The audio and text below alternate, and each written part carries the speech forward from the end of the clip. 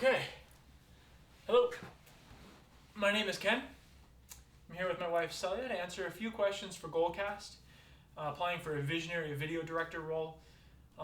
Really excited about it, and I wanted to have some fun with this question and answer session, I guess. I've produced a number of video resumes over the last several months, really been trying to challenge myself creatively, and I thought this would be a fun opportunity to just be a little bit more down to earth. I love the criteria for this, and shooting non-stop without any edits and just answering these questions so you can get an idea of who I am. I brought my wife along because she's adorable, and so she is a lot easier to look at than I am, and also because she has a really unique insight into who I am, and we've been talking about these questions a bit beforehand, and her insight into these answers has been really helpful and insightful. So I thought I'd have her along for the ride. So let's start with the first question. So, if there was a GoalCast video of your life, what would the storyline be? The storyline of the GoalCast video of my life would be one of resilience, one that shows that in spite of adversity, my drive is compassion and healing for the world through compassion. I don't... Help me out here. I think we get so caught up in competition. I agree. We get so caught up in competition that we forget to help others up. Instead of fighting tooth and nail for the one position, I'd rather fight tooth and nail to help others elevate up with me. I'm not interested in being the winner of the game. I'm interested in playing the game with others. I think that's what you like, and I think that's what I like about you. Mm-hmm. It's the fact that you know that people get close-minded and step on others to get up there, but I think that you have in your mind this idea that you can actually all get up there collaboratively, right? And you find ingenious ways for everyone to get up there and have fun up there. That's the goal. All right. The GoalCast. Idiot. Next question. Yeah. What is one decision that changed your life? One decision that changed my life. I love these kinds of questions. My wife and I have been joking around about this and talking about it a lot. True. So decisions and how they change your life. I think any decision you've ever made could potentially have been something that altered your life in a way you could never comprehend.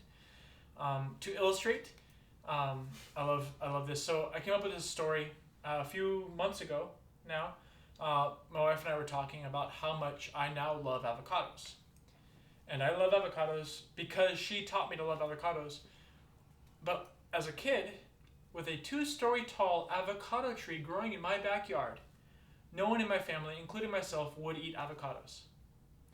And so I was briefly lamenting how all of those avocados went to waste. We could have, I could have actually really enjoyed them as a kid. And instead, the dog ate them. But I decided that the reason I didn't like avocados was because if I liked avocados, I would not have married this one. How is that possible? How is the decision to not like avocados the decision that changed my life? Well, the reason that is the decision that changed my life is because if I had chosen to like avocados as a child, that would have completely altered my diet. I would have eaten a lot healthier. I wouldn't have been lost in all of the junk food that I ate as a child growing up. And as a result, I would have been healthier physically. I wouldn't have put on so much weight. I would have been more physically fit. Wouldn't have broken my back in the 8th grade. And if I hadn't broken my back in the 8th grade, then I would have played football in high school. And if I played football in high school, I would have become a jock instead of the artist that I am. And as a jock, I would have gotten in with a crowd of jocks who go out with girls and party and do fun substances. And so I would have gone to college.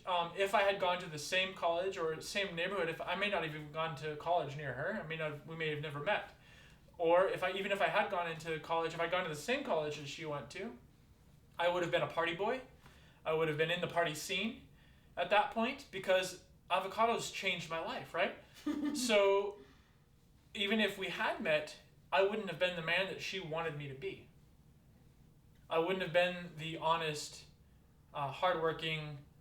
I mean, jocks can be honest and hardworking and all the good things that I like, but in general, I wouldn't have gone for a jock. Okay. I liked you because you were your quirky, new ideas. Hey, like, what if kind of person that you are, and I don't have anything against jocks. They can be honest and great. Yeah, but I would not have put my attention in you if you had been a womanizer. A jock. If I'd been a jock, I probably would have been a womanizer. Let's be real. Really? Okay. Let's be real. I mean, all right. If you had gotten the attention. If I'd gotten that kind of attention, I don't know that I would have been able to turn it away. All right. So let's turn it back. Avocados and decisions. Okay, we've gotten that. Let's go to the next question. Okay. We only want to work with the best of the best. That's what GoalCast says. Share with us what you are doing today to be the best in your field and some of your most incredible hits. So let's just tackle the first question. First part. Yeah. Part A. The first part of the question. So what I'm doing today is shooting this interview in order to apply to become a member of the GoalCast team as a visionary video director. But honestly, over the last several months, since COVID hit, last 9 months, I've been building. I built a website. Taught myself how to build a website after I shot several video resumes already, as I mentioned earlier. So I've been building. Learned how to build a website and express myself creatively through that. I started blogging, writing articles, looking for interesting ways to tell stories. I've been volunteering time with other visionary creatives who don't have any financing but have big dreams, and so I've been working with them to try to help finesse and fine-tune their stories, help them with technical video issues, and really just elevate the craft that they're trying to achieve through my personal experience. And like I said, I want to help everybody get out. I want to elevate everyone around me, right? So that's what I've been doing with these guys. So why don't you tell them about your work with Southern Time Productions. So I volunteered time as a creative director with Southern Time Productions, which is run by a dear friend of mine, who is actually an AIDS survivor. He's got a really phenomenal story as an AIDS survivor who wants to change the world with his music. And so I've been working with him to create a pitch deck, to shoot and direct a teaser video. We did a 30-minute concert piece with him. That was a lot of fun. And that's all in the last few months that I've been working on all this stuff with these guys. And then EVMC is... So you acted there as a creative director? Correct. And as a producer? Not so much a producer.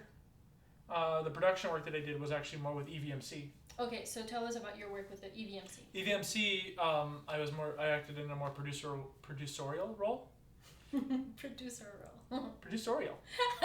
Okay. Right? Okay. Whatever. Producer role. Producerial. It sounds right. Okay. Stop. Continue. Stop. Continue. Yeah. So I worked with them to very recently for New Year's Eve. We did a live YouTube broadcast for musicians to play for New Year's Eve. Since everything was on lockdown, we couldn't go out to party for New Year's Eve. We shot a number of concert pieces over the span of 3 days. So we were very COVID safe, bringing 18 different bands through the studio over the span of 3 days, and then taking those compilations and debuting them live on YouTube from inside his studio. It was a daunting task because we were using antique equipment. And there was no budget at all. Oh yeah, we had no money. There's no money in it. It's all volunteer work, but it was a lot of fun, and it was a great project. And I'll continue to be working with them on future projects for sure. So even though there's no budget to pay you, Right. you want to help these people with a vision and with a dream. See, this is why I brought her along. Because she's like, you have to say these things about yourself. I don't like saying these things about myself because I'm more interested in elevating others. I don't elevate myself very well. I'm not very good with that. Next question. Okay. And some of your most incredible hits. Tell us about hits. Some of your most incredible hits. So my most incredible hits, my favorite story, when you think about creative direction, visionary direction, is actually in mentorship with an artist that I worked with at Legend. I worked with a lot of artists, hundreds of artists over the years. What was the title there? It was a stereoscopic supervisor working at Legend. I was with them for 8 years. But the bulk of my supervisor work was over the last 4 years of my time there, after I moved to Toronto. Although I did do some major pipeline improvements in my time in San Diego. Then they brought me up here to help build out the studio in Toronto. And so one of the artists in Toronto here that I worked with, who will remain nameless out of respect, because he was assigned to my team as a hopeless case. He had worked with a number of other supervisors in the studio. He had worked with, I say number of others, like one or two others. And he worked with, and he'd been at the studio for a little while, and he'd gotten a reputation as someone who was very difficult to work with, very slow. Everybody said he was just incapable of getting the job done. He was not a very capable artist. That was the profile I was given when he was assigned to my team. So he sat next to me, and I worked with him for a couple of weeks and asked him questions, just spent time with him to try to get to know who he was, what motivated him. And I discovered what he was lacking, right? He was struggling with motivation because he was bored. He wasn't a very strong, solid artist, so no one wanted to trust him with complicated work. And he didn't like the boring headshots that he was working on. They're very simple, static kind of work that was can become very monotonous for some people, and for him it was very monotonous, and he didn't like the repetition. He was very bored. So I used that as an opportunity to motivate him and give him challenges to say, okay, if you can achieve this in this amount of time, because normally it would take him 3 times as long to finish something like that, and I say, finish in this amount of time, show me you're actually capable of doing the work. Then I'll give you this shot that I know I'll be able to give you the time on necessary for you to complete, right? And I continued doing that with him. I continued giving him work to challenge him, to motivate him to elevate and keep pushing him up.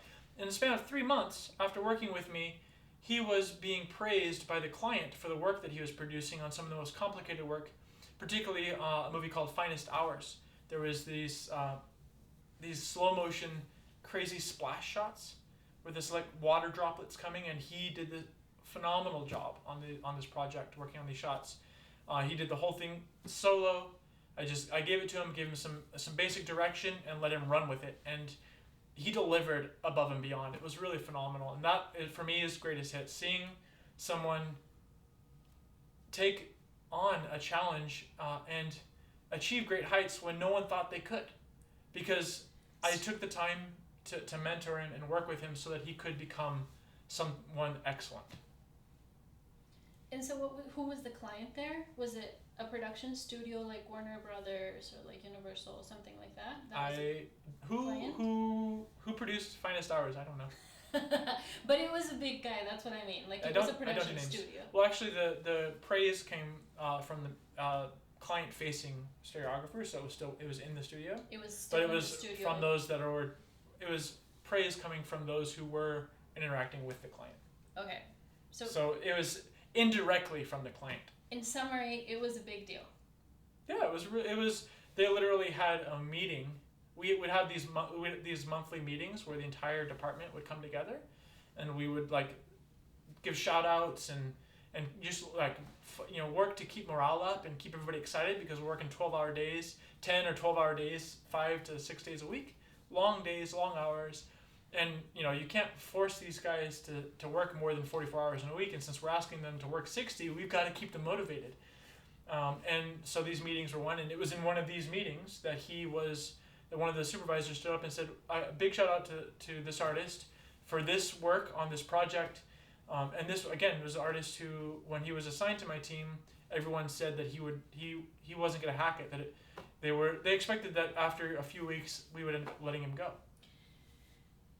That's a great story of how Mm-hmm. people are not incapable. People are not dumb. They just need leaders who believe in them, Mm-hmm. and to give them,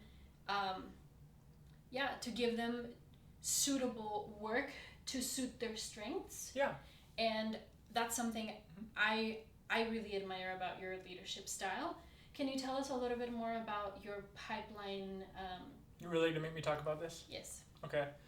So as I briefly mentioned, before we moved to Toronto and San Diego, I was asked to work with the studio to help redefine the pipeline in our department, with a focus on critical chain management, which was terminology that I had never heard before, but we discussed what that meant, and really sat down. I sat down. I worked with a project coordinator and a department supervisor, and the three of us put our heads together, and I brought my team. I mentored and managed a team, and we as a group determined what critical chain management looks like for our department.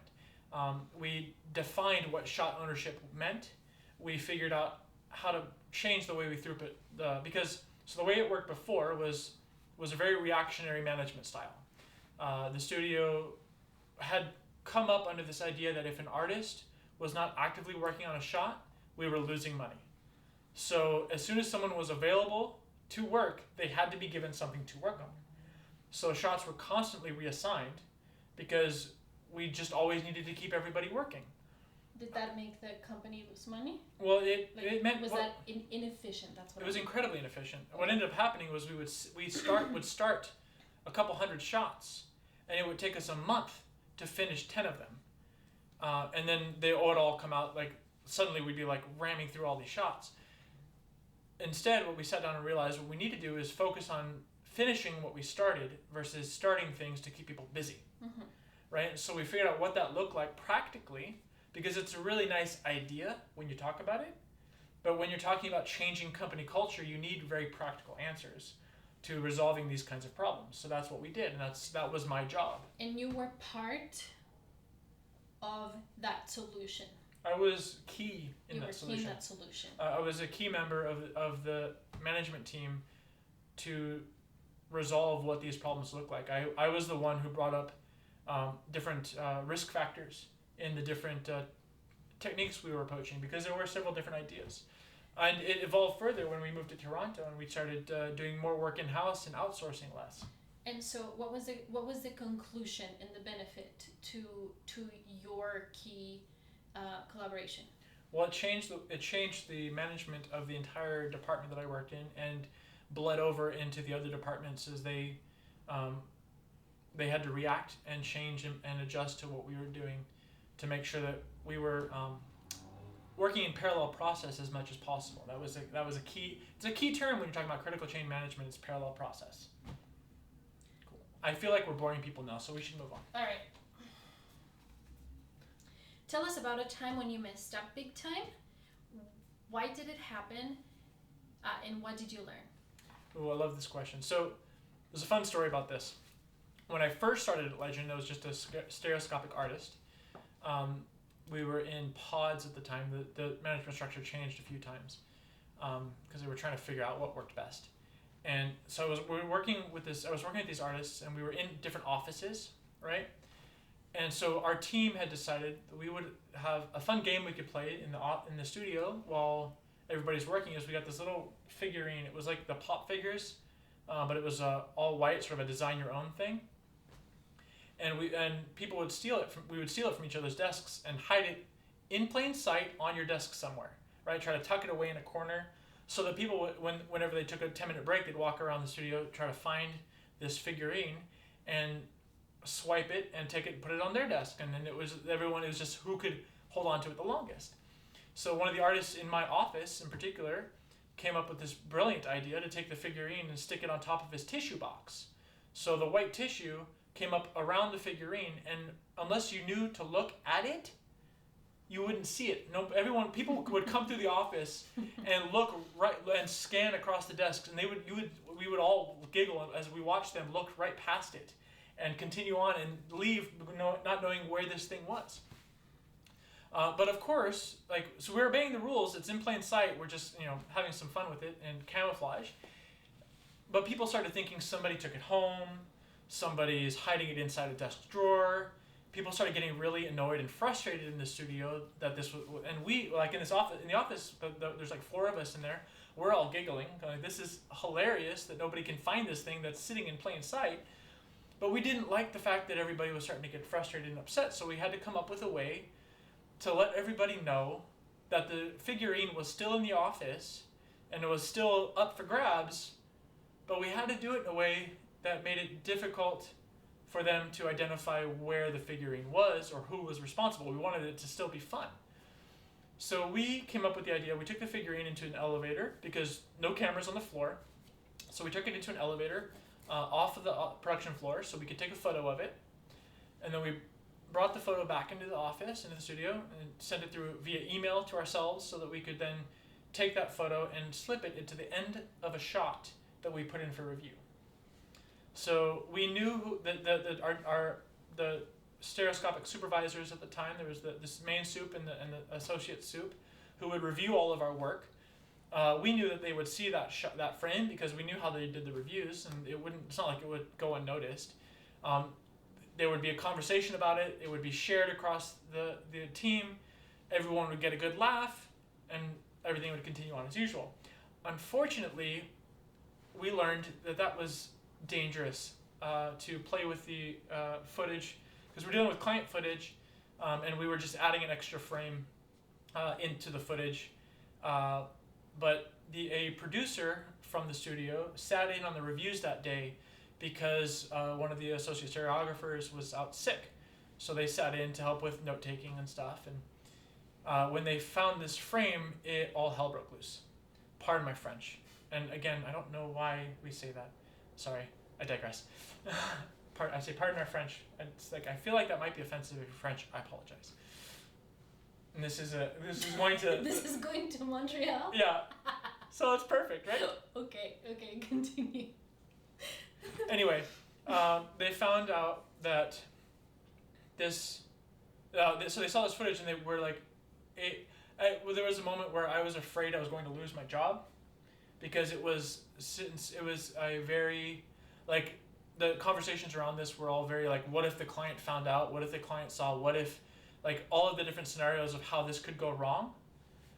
And so we realized I learned at that point to make sure that I'm considering those factors.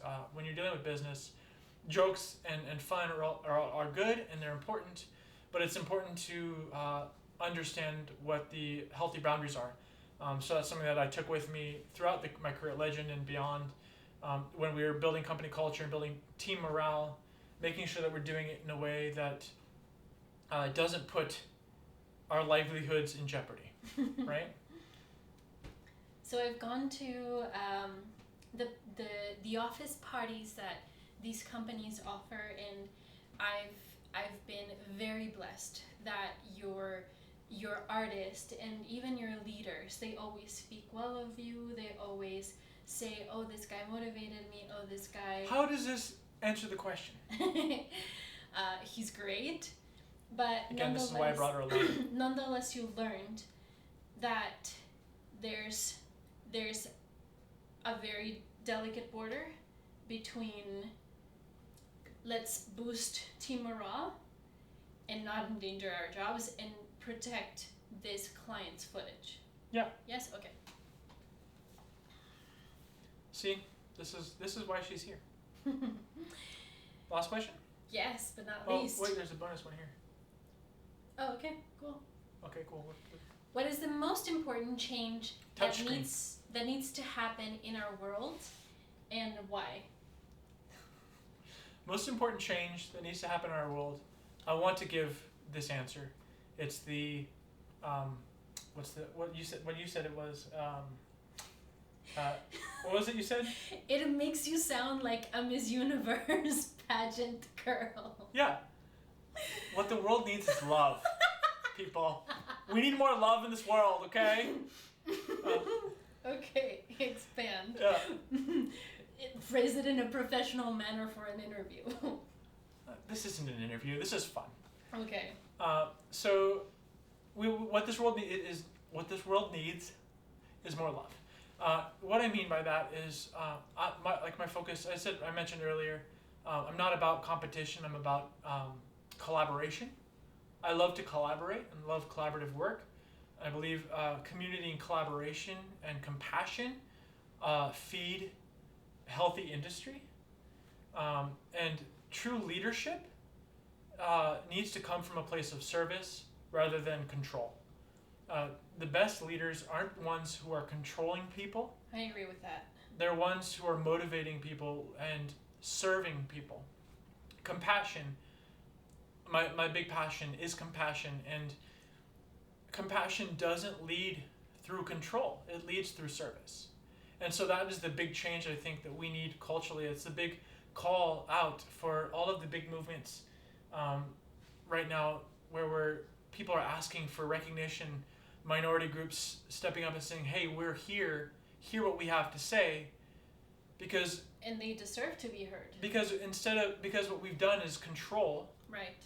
everyone to say we're just going to control the narrative instead of supporting the reality and supporting the people that are contributing to what's going on.